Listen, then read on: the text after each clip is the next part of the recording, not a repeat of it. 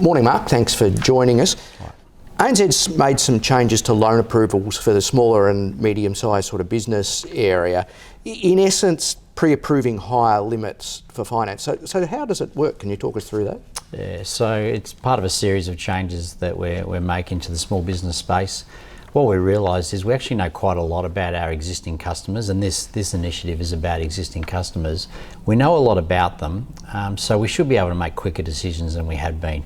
But we had been putting them through a pretty painful process of trying to justify why or how they could support a loan. So this is really about delving into what we already know about a customer, surfacing that in the form of a cash flow, if you like, or an understanding of how money flows in and out of their business, and saying to the customer, you've come to us, you're seeking some funding, is this a fair representation of your business? And if it is, that shortens the whole application process.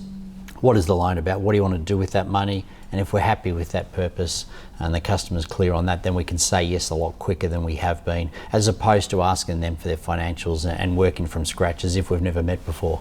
And is that the sort of feedback that you're getting that was painful for them? It is, and this is not new. I mean, I've been around a long time, and since I've been in the bank, customers are saying, why are you asking for this information? Surely you already know this information. And this is basically responding to that and saying, you're right, we do know. Here's our understanding of it. Are we on the same page? We can do something here. And how many customers are we talking about, and how much are you sort of pre-approving? Yeah, so it's quite a big number. There's about 40,000 customers of our customers that would be eligible, effectively have some form of limit in place because of their behaviour, the way they've conducted their accounts with us.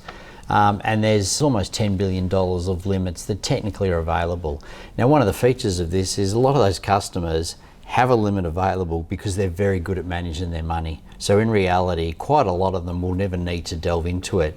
But if they do come and seek funding because of a short-term cash flow problem, we're going to be able to say yes very quickly. So it's not all our customers, but it's a sizable number of the customers that we've got a history with. Obviously it's painful, you don't want to wait 15 days or whatever it used to be. But do we know with this new system in place, will customers actually benefit? Does it have an immediate flow-on impact? Yeah, I think it does. I mean, one thing we realised with some of the fintechs that have emerged in the market, they're not necessarily the cheapest out there, but one of the reasons they've won is they can give an answer very, very quickly to the customer.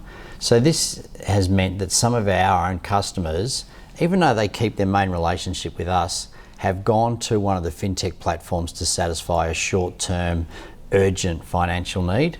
This means they can actually stay with us and do that. So they will benefit because they don't have to go off and find alternatives. We can help them on the spot. Well, look, thanks very much for your time, Mark. Pleasure.